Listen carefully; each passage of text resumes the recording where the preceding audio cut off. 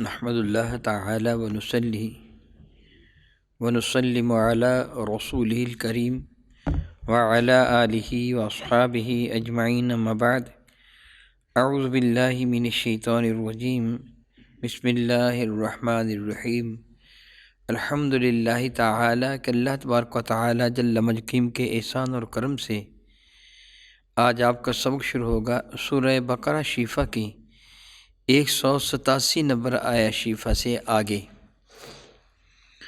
تو ملاحظہ کیجئے گا، اعوذ باللہ من الشیطان الرجیم بسم اللہ الرحمن الرحیم وَلَا تَأْكُلُوا أَمْوَالَكُمْ بَيْنَكُمْ بِالْبَاطِلِ وَتُدْلُوا بِهَا إِلَى الْحُكَّامِ لِتَأْكُلُوا فَرِيقًا مِّنْ أَمْوَالِ النَّاسِ بِالْإِثْمِ وَأَنْتُمْ تَعْلَمُونَ۔ فرماتے ہیں وَلَا تَأْكُلُوا أَمْوَالَكُمْ، نہ کھاؤ تم آپس میں ایک دوسرے کا مال، بینکم آپس میں ایک دوسرے کا مال، بالباطل ناجائز طریقوں سے، وَتُدْلُوا بِهَا إِلَى الْحُكَّامِ یہ کہ ان کو تم لے جاؤ حکام کے پاس، حاکمان وقت کے پاس، لِتَأْكُلُوا فَرِيقًا مِّنْ أَمْوَالِ النَّاسِ اس نیت کے ساتھ کہ ایک ٹولہ لوگوں کے مالوں کو کھا جائے، بالاسم گناہ کے ساتھ، وَأَنْتُمْ تَعْلَمُونَ اس حال میں کہ تمہیں اس بات کا علم ہے کہ تم غلطی پر ہو۔ اللہ رب العزت جل و حکیم نے جو ہمیں دین متین عطا فرمایا یہ ہر اعتبار سے دین فطرت ہے۔ اس نے اپنے ماننے والوں کو زندگی کے ہر موڑ پر رہنمائی فراہم فرمائی ہے۔ پہلے اب یہ سن چکے ہیں کہ حرام کھانا زبردست گناہ ہے، اور حرام خور کی نہ نماز قبول ہوتی ہے اور نہ ہی اس کا روزہ قبول ہوتا ہے، بلکہ کوئی بھی عبادت قبول نہیں کی جاتی۔ الیاذ باللہ تعالیٰ ثم الیاذ باللہ تعالیٰ۔ یہاں ایک احساس دلایا گیا، پہلے آپ نے سنا بحمد اللہ تعالیٰ ثم الحمد للہ تعالیٰ رمضان المبارک کے روزوں کے بارے میں، تم ایمان والے ہو تم پر روزے فرض کیے گئے ہیں، تم ایمان والے ہو تم پہ روزے فرض کیے گئے ہیں۔ رمضان مبارک میں تمہارا کیا کردار تھا، تقویٰ کی کس مقدار و معیار کو تم پہنچے تھے، تمہیں اپنے رب پر اتنا یقین تھا کہ تنہائی میں بھی رزق حلال نہیں کھاتے تھے، گھر کا کھانا حلال، گھر کا پانی حلال تھا، تنہائی میں بھی چوری بھی وہ رزق حلال نہیں کھاتے تھے۔ تم ایمان والے ہو، اب تمہیں سمجھایا جا رہا ہے تم تو مان لینے والے ہو، تمہیں حکم دیا جائے کہ رزق حلال بھی نہیں کھاؤ گے، تم سارا رمضان دن کے وقت روٹی نہیں کھاتے ہو، پانی نہیں پیتے ہو حالانکہ وہ حلال ہوتا ہے، تو وہ رزق حلال تم ہمارے حکم پر چھوڑ دیتے ہو، تو اب ہم تمہیں رزق حرام چھوڑنے کا حکم دے رہے ہیں، تو پھر تم کیوں نہیں مانو گے؟ اگر تم ایمان والے ہو تو یقیناً بالیقین تم مان جاؤ گے۔ ارشاد میں کہ ایمان والو وَلَا تَأْكُلُوا أَمْوَالَكُمْ آپس میں ایک دوسرے کا مال، وَلَا تَأْكُلُوا أَمْوَالَكُمْ نہ کھو تم اپنا مال، بینکم آپس میں یعنی ایک دوسرے کا مال نہ کھو، بالباطل ناجائز طریقوں سے، ہر وہ طریقہ جو شریعت مطہرہ کی مخالفت میں ہے ناجائز ہے، ہر وہ بات جس سے اللہ اور اس کے رسول نے منع فرمایا وہ ناجائز ہے۔ کسی بھی طریقے سے تم کھاؤ، خواہ وہ بالفعل حرام ہو یا پھر وہ فی الحقیقت حرام ہو، بالجنس حرام ہو، جس طرح بعض چیزیں ہیں جو جنس کے اعتبار سے حرام ہے، جس طرح کتا ہے، مردار وغیرہ وغیرہ، بعض فعل کے اعتبار سے حرام ہے کہ چوری، دھوکہ، سود، رشوت، قمار بازاری وغیرہ وغیرہ جتنے بھی، اور اسی طرح وہ افعال کی وجہ سے گانا گانا، عیاشی کی وغیرہ وغیرہ، محنت دینا، یہ ساری کی ساری چیزیں حرام ناجائز۔ اللہ تعالیٰ نے مختصر سے جملہ میں بہت کچھ فرما دیا، جو بھی باطل طریقہ ہے اس طریقے سے مال کا کھانا حرام ہے، جو بھی طریقہ اللہ اور اس کے رسول کی ہدایت کے مطابق نہیں ہے،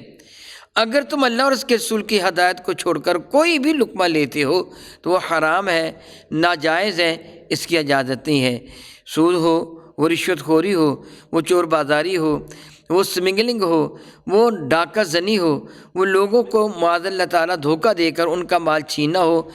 کم تولنا ہو، کم ماپنا ہو، کوئی بھی وہ کام جو اللہ اور اس کے رسول کے حکم کے خلاف ہے، اس ذریعے سے تم مال کماؤ گے تو مال حرام ہے، اور قیامت کے تمہیں اس کا الیاذ باللہ تعالیٰ جواب دہ ہونا بھی ہوگا۔ میرے اور آپ کے کریم آقا حضور رحمت عالم صلی اللہ تعالی وسلم نے کبھی صحابہ کرام سے فرمایا تھا تمہارے نزدیک سب سے زیادہ وہ بدقسمت سمجھ لیجئے کون شخص ہے، سب سے زیادہ جو کلاش ہے، غریب ہے، قابل رحم ہے، وہ کون ہے؟ تو صحابہ نے عرض کیا تھا یا رسول اللہ علیہ السلام ہم تو یہ سمجھتے ہیں کہ جس کے پاس 2 وقت کی یا 1 وقت کی روٹی نہیں ہے، سر چھپانے کو کوئی کٹیا نہیں ہے، پہننے کو لباس نہیں ہے، وہ بڑا بے چارہ ہے، اس کے پاس کوئی بھی چارہ نہیں ہے، وہ بہت ہی زیادہ غریب ہے، نادار ہے، قابل رحم ہے۔ میرے نبی فرمانے کہ نہیں، وہ نہیں، بلکہ وہ جو قیامت کے دن بارگاہ حریم ناز میں، بارگاہ قدس میں حاضر ہوگا تو اس کے پاس نیکیوں کا بہت بڑا انبار ہوگا، اور وہ اس خوش فہمی میں مبتلا ہوگا کہ ابھی میرا حساب ہوگا، میرے پاس اتنی نیکیاں ہیں اور گناہ نہ ہونے کے برابر، یقیناً بالیقین میں جنت کا حقدار ٹھہرایا جاؤں گا۔ ابھی وہ اس خوش فہمی میں مبتلا ہوگا کہ کچھ لوگ آ جائیں گے جن کے ساتھ اس نے زیادتی کی تھی، ان کا مال کھایا تھا، خواہ رشوت کے ساتھ کھایا تھا، چور بازاری کے ساتھ کھایا تھا، کم تول کر کھایا تھا، کم ماپ کر کھایا تھا، دھوکہ دے کر کھایا تھا، جس انداز سے بھی لوگوں کا مال کھایا تھا، وہ آ جائیں گے اور عرض کریں گے پروردگار عالم اس شخص سے ہمیں دھوکہ دیا تھا، فریب کیا تھا، دغا دیا تھا، ظلم کیا تھا، زیادتی کی تھی، تعدی کی تھی، ہمارے مال پہ قبضہ کر لیا تھا۔ رب کریم فرمائے گا آج کسی پر ظلم نہ ہوگا، فرشتوں کو حکم دے گا اس ظالم کی نیکیاں مظلوم لوگوں کو دینا شروع کر دو۔ چنانچہ شامی شریف میں ہے کہ 3 درہم کے بدلہ میں 700 مقبول نماز دے دی جائے گی۔ استغفر اللہ۔ نمازیں میں بھی پڑھتا ہوں اور نمازیں آپ بھی پڑھتے ہیں، یہ تو میں کہہ سکتا ہوں، آپ بھی کہہ سکتے ہیں، ہم روزانہ 5 وقت نماز پڑھتے ہیں، لیکن اگر کوئی یہ کہے کہ بتاؤ قبول کون سی ہے، تو یہ ہم کوئی بھی نہیں دعویٰ کر سکتا، نہیں جانتے اللہ نے کوئی قبول بھی کی کہ نہیں کی۔ جو ہماری نمازوں کی حالت ہے وہ محتاج بیان نہیں ہے، کریم ہے، قبول فرما لے تو اس کی مہربانی ہے، وگرنہ یہ قابل قبول ہے نہیں ہے۔ 700 وہ نماز دی جائے گی جو مقبول نماز ہے، میں نہیں جانتا کتنے عرصہ میں 700 نماز بنی تھی وہ جو مقبول نماز ہے، پورے دن میں 5 نمازیں پڑھی ایک بھی قبول نہ ہو، وہ مقبول ہی نہیں ہے۔ 700 وہ نماز دی جائے گی جو مقبول ہے 3 دنوں کے بدلہ میں، اور تھوڑی ہی دیر میں اس کی ساری نیکیاں مظلوم لے جائیں گے، اور ابھی کچھ مظلوم باقی ہوں گے، ورد کریں گے مولا ہمیں کیا ملے گا؟ اللہ تعالیٰ فرمائے گا میرے حضور کسی کے ساتھ زیادتی نہیں کی جائے گی، فرشتوں کو حکم دے گا ان کے گناہ لے کر اس ظالم کے پلڑے میں ڈھالو اور میری رحمت کے خزانے سے مظلوموں کو نیکیاں عطا کر دو۔ چنانچہ جہاں وہ گناہوں کا نہ معاذ اللہ، جہاں نیکیوں کا انبار تھا وہ ختم ہو جائے گا، وہاں گناہوں کا ڈھیر لگ جائے گا، اور اس بدقسمت کو اٹھا کر جہنم میں پھینک دیا جائے گا۔ اوے اللہ کے بندے، دنیا میں تو کسی کے ساتھ دھوکہ کرتا ہے، چور بازاری کرتا ہے، میرا اللہ فرماتا ہے کہ لا تدلوا بها الی الحکام، کہ فرما وتدلوا بها الی الحکام، اور تم حکام کے پاس وہ اپنے معاملات لے کے نہ جاؤ، کیوں؟ لتاکلوا فریقا من اموال الناس، تاکہ تم لوگوں کے مال کھا جاؤ مقدمہ بازی میں، یہ چیز مجھے ملنی چاہیے، یہ چیز مجھے ملنی چاہیے۔ حقیقت کا تمہیں علم ہے، حقیقت کو تم جانتے ہو، یہ کبھی بھی نہیں ہو سکتا کہ بندہ دھوکے کے ساتھ کہے یہ زمین میری تھی، میں نے قبضہ کرنا ہے۔ جو حکام کے پاس جاتا ہے، رشوت دیتا ہے، وہ ناجائز فعل کرتے ہیں، اللہ یعوذ باللہ تعالیٰ ثم اللہ یعوذ باللہ تعالیٰ، میرے اور آپ کے کریم آقا رسول اللہ کے ارشاد گرامی قدر کا مفہوم بنتا ہے، جس سے کسی کی 1 انچ زمین پر غاصبانہ قبضہ کر لیا، قیامت کے زمین تحت الثری تک کھو دی جائے گی، اور جتنی وہ مٹی ہوگی ساری کی ساری اس کی گردن پہ رکھ دی جائے گی۔ اللہ یعوذ باللہ تعالیٰ ثم اللہ یعوذ باللہ تعالیٰ ثم اللہ یعوذ باللہ تعالیٰ، میرے کریم آقا رسول اللہ نے صحابہ سے فرمایا تھا، وہ سنو، غور سے سنو، اللہ اکبر اللہ اکبر اللہ اکبر اللہ اکبر۔ واقعہ کچھ یوں پیش آیا تھا، حضور کے ایک غلام تھے، اللہ تعالیٰ جل وعلا بڑا ہی بے نیاز ہے، بڑا ہی بے نیاز ہے، بڑا ہی بے نیاز ہے، وہ شہید ہو گئے، ان کو کوئی اجنبی تیر لگا، شہید ہو گئے۔ لوگوں نے کہا کہ ان کو جنت مبارک ہو، مدعم ان کا نام تھا، میرے کریم فرما لگے ایک روایت میں کرکرا ہے، یہ 2 آدمی تھے، بہرحال کہنے لگے اس کو جنت مبارک ہو، میرے نبی فرما لگے نہیں، میں نے دیکھا ہے کہ ایک کملی جو اس نے مال غنیمت تقسیم ہونے سے پہلے پرانی کملی چرا لی تھی، وہ جہنم کی آگ بن کر اس کے جسم پہلے پیٹی جا رہی ہے۔ پھر حضور نے حضرت سیدنا فاروق اعظم کو فرمایا عمر اعلان کر دیں کہ جو بھی کوئی مال غنیمت سے کوئی بھی شے لے گا وہ جہنم کا معاذ اللہ تعالیٰ انگارہ بن کر اس کو جلائے گی۔ پھر لوگ لانے لگے، کوئی تسبیح لا رہا تھا، کوئی 2 تسبیح لا رہا تھا، وغیرہ وغیرہ۔ میرے کریم آقا نے یہ بھی ارشاد فرمایا سنو، غور سے سن لو، یہ نہ ہو کہ قیامت کے دن کوئی آدمی میرے پاس آئے اور اس کی گردن پر کوئی اونٹ بلبلا رہا ہو، مراد یہ کہ اس نے اونٹ کی خیانت کی ہو اور اونٹ اس کے کندھوں پر چڑھا ہوا ہو اور اس کو جہنم کی طرف کھینچ کے لے جا رہا ہو۔ پھر وہ مجھے کہے یا رسول اللہ میری فریاد رسی فرمائیے، میری مدد کیجئے، اور میں کہوں میں پہلے بتا چکا ہوں میں آج تمہارے کام نہیں آؤں گا، تیرے کام نہیں آؤں گا، کیونکہ تو ظالم ہے، میں نے پہلے تجھے بتایا تھا لوگوں کا مال نہ کھانا۔ اسی طرح یہ نہ ہو کسی گردن پر گائے یا بکری ممنیاتی ہوئی آ رہی ہو، کوئی کپڑے اٹھائے لا رہا ہو، کسی کے گردن پر سونا چاندی لدا ہوا ہو اور وہ جہنم کی طرف جا رہا ہو، اور پھر مجھے کہا جائے کہ جی سفارش کر دو، ایسے لوگوں کی میں سفارش نہیں کروں گا معاذ اللہ۔ یہ مفہوم حدیث میں عرض کر رہا ہوں،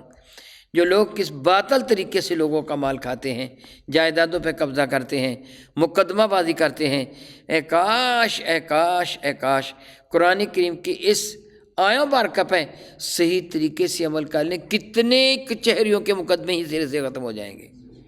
باقی ہی رہیں گے۔ اور میں اللہ تعالیٰ سے معافی مانگتا ہوں، اللہ تعالیٰ سے معافی مانگتا ہوں، اللہ تعالیٰ سے معافی مانگتا ہوں۔ گناہ کی حمایت کرنا بھی گناہ ہے۔ وہ کلا کیا کرتے ہیں، اللہ تعالیٰ یہی فرماتے ہیں نا وَتُدْلُوا بِهَا إِلَى الْحُكَّامِ لِتَأْكُلُوا فَرِيقًا مِّنْ أَمْوَالِ النَّاسِ بِالْإِثْمِ، گناہ کے ساتھ لوگوں کا مال تم کھاؤ گے۔ اور وکیل کیا کرتے ہیں عموماً وکلا، سوائے ان کے جن کو اللہ بچائے، لیکن فی زمانہ بہت مشکل ہے۔ وکیل کہتا ہے مجھے اتنے پیسے دے دیں، یہ میں مقدمہ جیت کے تجھے دکھا دوں گا، اتنے پیسے میں نے جج کو دینے ہیں، اتنے پیسے میں نے فلاں کو دینے، اتنے پیسے میں نے فلاں کو دینے۔ زمین کتنے کی ہے؟ 10 کروڑ کی، 1 کروڑ خرچ کر دے، 9 کروڑ تو تجھے بچے گا۔ میں تجھے بتاتا ہوں اس کے سارے ہیلے، وہ بتاتا ہے۔ وہ ظالم اپنے آپ کو ہی برباد کرتا ہے اور اپنے کلائنٹ کو ہی برباد کرتا ہے، دونوں جہنمی، وہ بھی جہنمی یہ بھی جہنمی۔ اور کسی کو یہ بھی نہیں پتہ کہ حرام مال پہ قبضہ کرنے کے بعد اس کو سانس بھی نصیب ہوگا کہ نہیں ہوگا، اس کی قبر کا حال کیا ہوگا۔ الیاذ باللہ تعالیٰ ثم الیاذ باللہ تعالیٰ۔ میرے کریم آقا رسول عربی شفیع معظم رحمۃ اللہ علیہ نے کسی کا مال کھانے والے پر لعنت فرمائی ہے، رحمت نہیں فرمائی۔ قیامت کے میرے کریم آقا اس کی حمایت نہیں فرمائیں گے، سفارش نہیں کریں گے۔ اپنے آپ کو برباد مت کیجیے، جو رزق حلال ہے صرف وہ کھائیے، حرام سے اجتناب کیجیے، وگرنہ قبر بھی برباد ہو جائے گی اور حشر بھی برباد۔ معاذ اللہ تعالیٰ معاذ اللہ تعالیٰ۔ رب کریم فرماتا ہے وَلَا تَأْكُلُوا أَمْوَالَكُمْ بَيْنَكُمْ بِالْبَاطِلِ، نہ کھاؤ مال آپس میں ایک دوسرے کا ناجائز طریقوں سے، وَتُدْلُوا بِهَا إِلَى الْحُكَّامِ، کہ یہ کہ لے جا تم کو ان کو حکام کے پاس، حاکمان وقت کے پاس مقدمہ لے کے چلے جاؤ، اور مقصد کیا ہو لِتَأْكُلُوا فَرِيقًا مِّنْ أَمْوَالِ النَّاسِ بِالْإِثْمِ، تاکہ لوگوں کا جو مال ہے تم گناہ کے ساتھ کھا جاؤ، وَأَنْتُمْ تَعْلَمُونَ، حالانکہ تمہیں اس بات کا علم ہے کہ تم جو کر رہے ہو گناہ کا کام کر رہے ہو، تمہیں معلوم ہے۔ معاذ اللہ تعالیٰ معاذ اللہ تعالیٰ۔ اے کاش اس بات پہ عمل کر لیا جاتا تو آج پاکستان کی یہ حالت نہ ہوتی جو دیوالیہ ہونے کے قریب پہنچا ہوا ہے،